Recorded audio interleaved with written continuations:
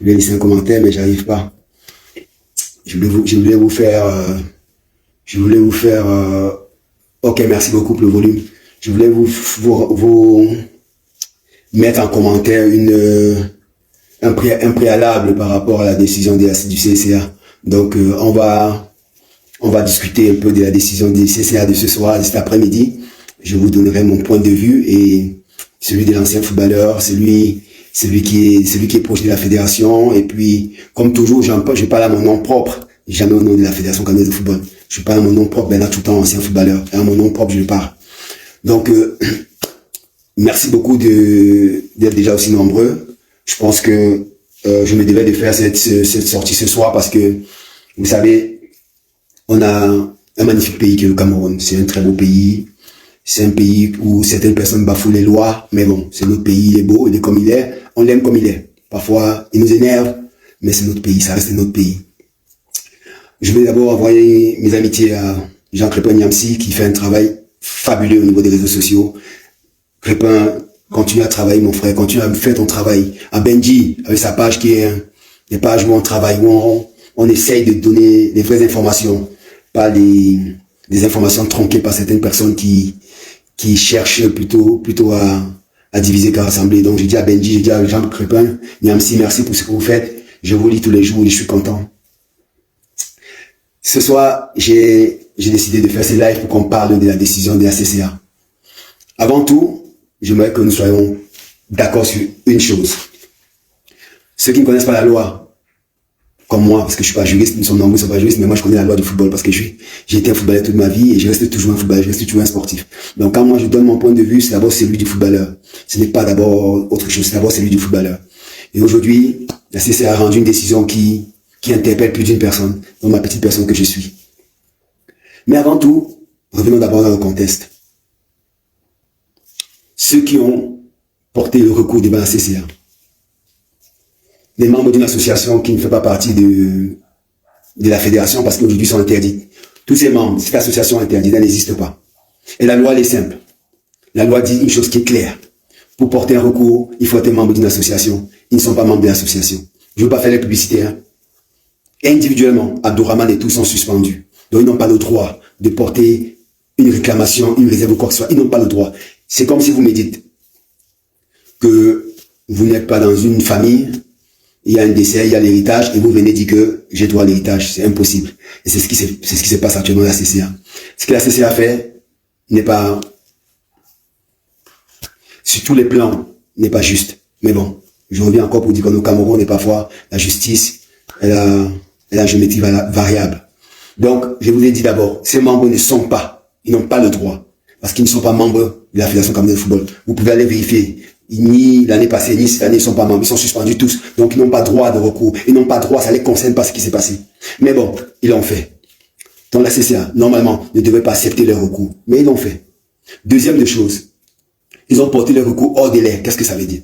La décision de la fédération de nommer son staff technique a été posée, je crois, le 8. Et la loi dit que si un membre de l'association n'est pas d'accord, il a 3 jours pour faire appel. Ou bien pour interjeter un recours. 3 jours. La Fédération camerounaise de football, le comité exécutif et son président, ils ont nommé leur staff le 8. Et si vous voyez le recours qu'a posé, ils ont posé le recours le 14. Ça veut dire 6 jours plus tard. Alors que la loi vous dit c'est 3 jours maximum. Après 3 jours, rien à voir. Ils ont déposé le recours 6 jours plus tard. Mais le CCA a quand même accepté le recours. Alors que normalement, ça ne devrait pas être le cas. Ils devaient annuler tout simplement. Ils devaient être même irrécevables. Mais ils ont accepté. Comme j'aime souvent aller dire, les footballeurs, nous on joue au football, on ne fait pas la politique. Certaines personnes sont venues avec la politique dans le football et ils veulent prendre le football pour faire la politique avec. Mais nous ne sommes pas d'accord et on va le dire tous les jours. Aujourd'hui, demain, après-demain, nous allons dire à ces gens que nous ne sommes pas d'accord. Nous ne faisons pas la politique, nous jouons au football. Et le président de la Fédération camerounaise de football, Samuel Eto'o, depuis qu'il a été élu, parce que la nuance est bien depuis qu'il a été élu par le comité et son comité exécutif, il n'y a pas un seul jour au Cameroun où on n'a pas attaqué le président de la Fédération camerounaise et son comité. Tous les jours, les réseaux sociaux, les chaînes de télévision, tous les jours, on a cherché des poux sur la tête du président de la Fédération. Il a tenu, il continue à tenir. Ils nous ont dit que les footballeurs, tout ce qu'ils savent faire, c'est jouer au football. Ils ne savent rien faire d'autre. Et le président de la fédération est en train de leur démontrer le contraire. Moi, ce que je veux que vous reteniez, mes chers frères et sœurs camerounais, c'est que la CCA n'a pas joué son rôle. Parce que si la CCA a joué son rôle, première des choses, on ne devait jamais recevoir le recours de cette association qui n'existe pas. Secondo, cette association a été hors délai, donc on ne devait même pas recevoir. Mais ils ont rendu leur décision. Et il y a une décision qui dit quoi? Qui dit, on suspend la décision de la Fédération camerounaise sur 24 heures. Après 24 heures, qu'est-ce qui se passe? C'est là il faut comprendre qu'on parle de politique. Après 24 heures, qu'est-ce qui se passe? Rien du tout. On revient au statu quo. Parce qu'après 24 heures, si la Fédération camerounaise ne fait rien, après 24 heures, on continue. À moins que celui qui n'est pas d'accord fait appel. Est-ce que la Fédération va faire appel? Le président de la Fédération, vous avez lu son communiqué, il n'est pas d'accord avec cette décision qui a été rendue parce que ça n'a pas été rendu dans les normes. On vous dit toujours, vous savez, certaines personnes ont prétendu que le président de la Fédération ne respectait pas l'État, ne respectait pas la loi, et était contre les hautes instructions. Vous avez constaté que les hautes instructions n'existaient pas. La preuve, si les hautes instructions existaient, on ne sera pas là. Les hautes instructions n'ont jamais existé. Certaines personnes ont pris les hautes instructions pour faire le trafic d'influence, pour faire de la politique. Mais nous, on le dit, on le répète encore, nous ne faisons pas de la politique. Nous jouons au football. C'est comme si moi, joueur de Tonnerre de Yaoundé, ancien joueur de Tonnerre de Yaoundé, demain je décide d'aller attaquer Union de Douala parce que je suis pas content, alors que je n'ai rien à voir avec Union de Douala. Je ne suis pas ni ancien joueur de Union de Douala, ni joueur de Union de Douala. Donc j'ai pas le droit. Mais je peux aller attaquer le Tonnerre de Yaoundé parce que je suis ancien joueur de Tonnerre de Yaoundé. Et là, c'est normal. Donc vous comprenez très très bien que la décision de CSA, aujourd'hui, c'est purement politique. C'est purement politique. Ça n'a rien à voir avec le football, rien à voir avec le sport. Mais je pense que le comité exécutif de la fédération, le comité d'urgence, le président de la fédération et tous ses alliés vont faire le nécessaire pour une fois de plus encore vous tenir informés, vous, le peuple camerounais, parce que à la fin des fins, les gens à qui on doit quelque chose au peuple camerounais, parce que c'est vous qui êtes passionné, c'est vous qui observez depuis 2 ans et demi ce qui se passe dans le football camerounais, le changement qu'il y a. Et certaines personnes ne sont pas contentes. Nous le savons, vous le savez. Certaines personnes ne sont pas contentes. Donc ils sont prêts à faire n'importe quoi. Et leur but à eux, c'est simple. Hein. Leur but, c'est que le président de la fédération, Samuel Eto'o, jette d'éponge. Parce que c'est ça qu'ils veulent. La CCA aujourd'hui, en rendant cette décision, elle n'a pas le droit de le faire. Ça n'a pas été fait dans les règles de l'art. Hors délai. Ils n'ont pas le droit de le faire. Mais ils ont quand même fait. Et la CCA a accepté. Et vous devez comprendre tout simplement que ce qu'on cherche à faire, c'est la tête du président de la Fédération camerounaise de football, Samuel Eto'o, qu'on cherche. Et certaines personnes, ceux qui le cherchent, vous le savez très bien. Vous le savez très bien. C'est les mêmes qui nous ont parlé de haute instruction. Et à la fin, on s'est rendu compte que les hautes instructions n'existaient pas. Non. Certaines personnes ont les hautes instructions pour faire le trafic d'influence. Mais les hautes instructions n'existaient pas. Le président de la Fédération va continuer à mener son combat dans la légalité, dans la loi et dans la liberté. Et je vous dis, le combat qui est mené aujourd'hui, c'est un combat de liberté. Que les gens comprennent très bien. Nous ne sommes pas des enfants. Nous avons joué au football. Après le football, nous avons décidé de continuer à rester dans le football, à travailler pour les footballeurs. Le président de la Fédération camerounaise de football travaille pour les footballeurs. Vous remarquerez une chose. Depuis le début, il travaille que pour les footballeurs. Les footballeurs ne se plaignent pas. Mais vous avez les présidents des clubs, les dirigeants, certaines personnes qui ont été radiées se plaignent. Et par-dessus tout, vous avez le ministère des Sports qui joue très bien son jeu, celui de pourrir l'atmosphère, celui de créer la zizanie partout, celui de chercher les problèmes avec un jeune Camerounais qui travaille, qui est président de la Fédération, qui donne tout pour que le footballeur puisse vivre de son art. Et aujourd'hui, vous le voyez avec les playoffs, avec tout ce qui se passe. Vous voyez comment les footballeurs aujourd'hui sont heureux. Il n'y a que les dirigeants qui sont pas contents. Certains dirigeants qui ont été bannis en plus. Mais comme je dis, nous sommes au continent, et au continent, parfois, la loi bafoue la loi, et on avance. Certaines personnes qui travaillent pas, qui détournent les fonds publics. Il y a un qui est venu nous dire que au stade Olembe, au sous-sol, il y a l'hôtel 5 étoiles. Celui-là, il peut se pavaner partout et raconter des inepties. Mais les gens y croient. Alors que tout le monde sait que c'est un mensonge. Mais on croit. Et tous les jours, il a la liberté, il a la parole. On l'invite, il raconte n'importe quoi. Mais c'est au Cameroun. Et il arrive, il vit sa vie, il continue à travailler, il continue à raconter des inepties à la télévision. Mais c'est au Cameroun. Vous avez des juristes tous les jours qui vous expliquent le droit. Mais parfois, ils confondent le droit du foot et le droit du sport et le droit normal, plus ou moins. Non, c'est pas la même chose. Mais ces juristes-là, je sais pas, on est dans un pays où parfois on a des faux diplômes, pourquoi pas? Parce que vous avez des juristes, parfois je me demande s'ils sont vraiment juristes, hein, même moi qui ne suis pas allé à l'école. Mais quand même, il y a certaines choses qu'on ne fait pas. Ceux qui vous disent depuis cet après-midi, oh, la CCA a suspendu la nomination du comité exécutif et du président de l'Africa Food, oh machin, personne ne vous dit que ça a été fait dans l'inégalité. 1, hors délai. 2, ils n'ont pas le droit de le faire. Cette association n'a pas le droit de faire le recours, mais elle a fait le recours. La CCA a accepté. Cette association a été hors délai de 3 jours. Je vous ai dit, la décision de l'Africa Foot de nommer son exécutif, c'était le 8.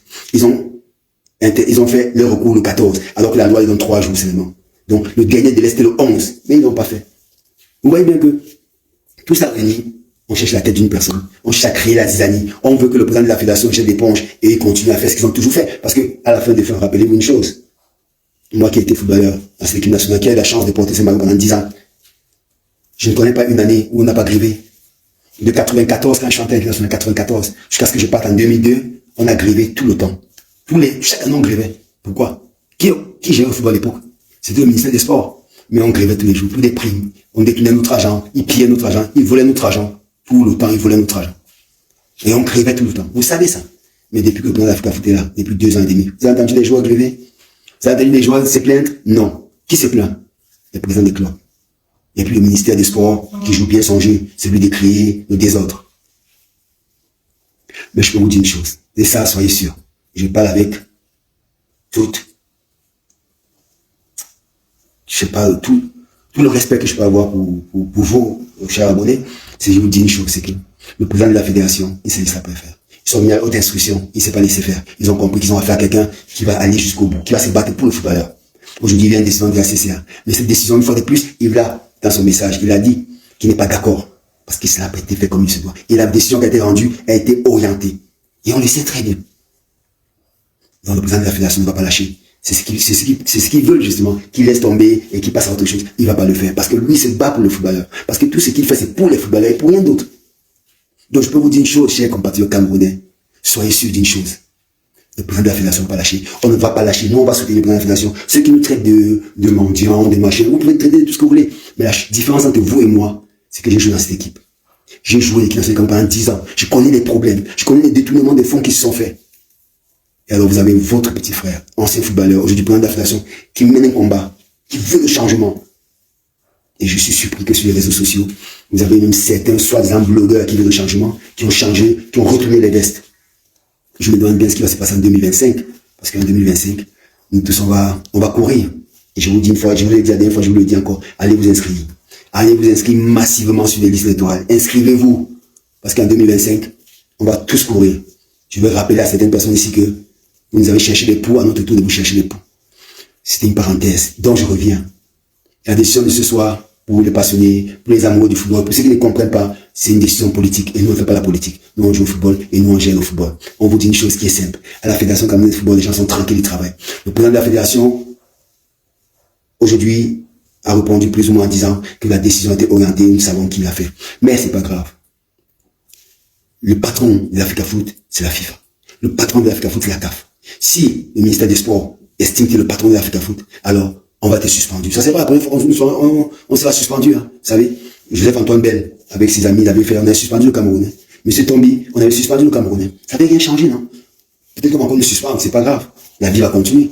Comme certaines personnes disent, le football, est-ce que ça construit un pays? Non. Donc on va nous suspendre, on va attendre. Parce que ce qui est sûr, c'est que nous ne lâcherons rien. On a mis, je dis bien on, parce que je suis proche de cette fédération camerounaise, Monsieur Samuel, le président d'Africa Foot, et son comité d'urgence exécutif, ils ont mis beaucoup d'eau dans l'œuvre. Ils ont accepté Mabrice, ils ont accepté ses 2 adjoints. Ils ont mis beaucoup d'eau dans l'œuvre. Au-delà de tout ce qui n'a pas été fait. J'avais dit une fois que le président de la fédération n'allait jamais signer ces documents. Et c'était vrai. Certaines personnes ont dit, oh ben oui, maintenant on n'a plus Mabrice, mais tu avais dit que Samuel n'avait pas signé, mais il a signé. Non. Je l'ai dit, je répète. La liste du ministère des Sports a été retouchée. Si elle avait été retouchée, M. Samuel Eto'o, président de la fédération, n'aurait jamais signé cette liste. Elle a été retouchée. Coordonnateur, team manager, coach adjoint et tout a été nommé par la fédération. C'est pour ça que le président de la fédération, Samuel Eto'o, a accepté Mabrice.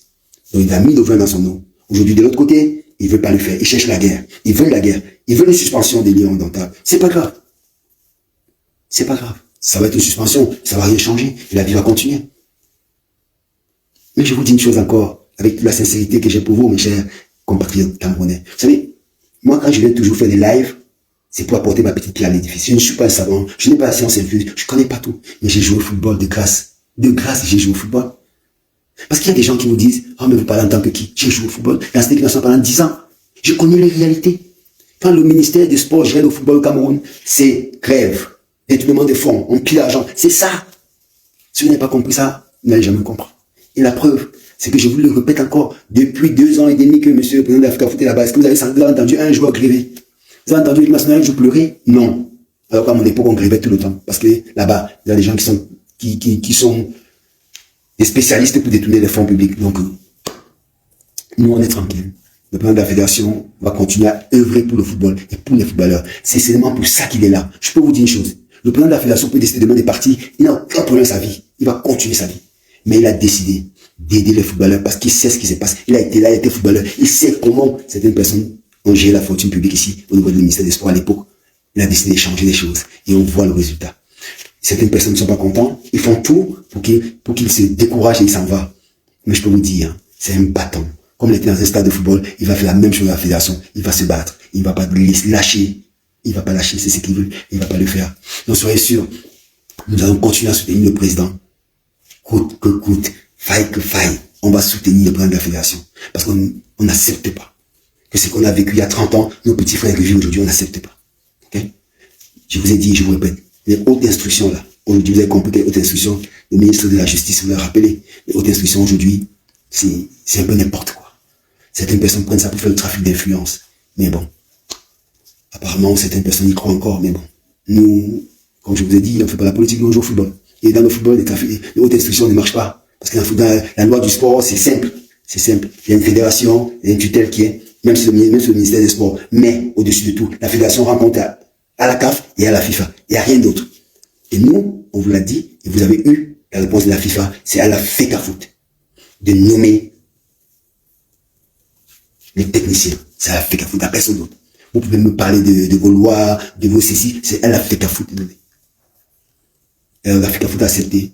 Le ministère a nommé un entraîneur, la FECAFOOT a accepté. En mettant de l'eau ensemble, a accepté cet entraîneur. Aujourd'hui, on vient vous dire, à quelques jours, parce qu'on joue dans 3 semaines. Hein. Attention, nous sommes le 21, on joue le 8. On joue dans 3 semaines. On a un match important dans 3 semaines, Cap-Vert, à Yaoundé. Regardez ce qui se passe. Vous croyez qu'il y a des Camerounais qui aiment vraiment ce pays? On joue dans 3 semaines. Imaginez nos joueurs. Imaginez les joueurs camerounais aujourd'hui. Quand ils voient ces décisions, ils se disent quoi? Parce que ce qui va se passer, c'est quoi? C'est que si demain, l'Africa Foot, cette décision est prise, et que on n'a pas d'entraîneur. Parce que je vais vous dire une chose, c'est que les gens vous mettent dans les réseaux sociaux, ils n'importe quoi. La décision de la CCA, même si elle a été attaquée que par rapport à la nomination de l'Africa Foot. L'Africa Foot a intériné comme entraîneur Marc Brice et son staff. Ça veut dire que si demain, la décision de l'Africa Foot est rejetée, ça veut dire que Marc Brice n'est plus entraîneur. Marc Brice n'est plus entraîneur. Il ne peut pas être entraîneur de l'autre côté, c'est impossible parce qu'il n'est plus entraîneur. Parce que la décision, la nomination de l'Africa Foot a été intérinée par la FIFA et par la CAF.